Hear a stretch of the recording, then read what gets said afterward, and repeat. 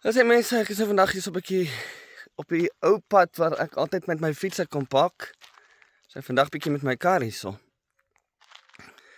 Hy is die een vir die dag. En ja, ons het goed gery vandag. Lekker gery af. Ek het ook nie eens 'n windgat ingekom nie, soos normaalweg nie.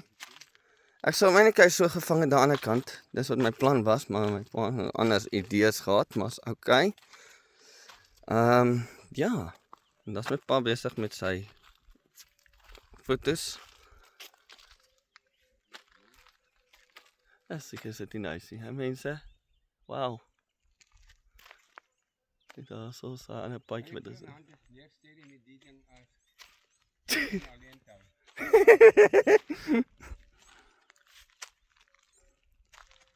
Ek is 'n fotograaf, so ek het nie geworry nie.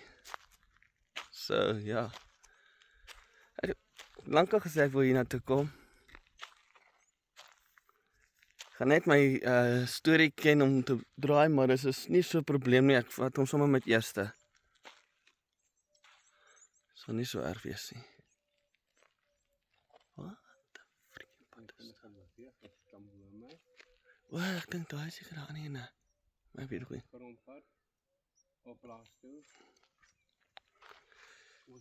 Lekker met karretjie.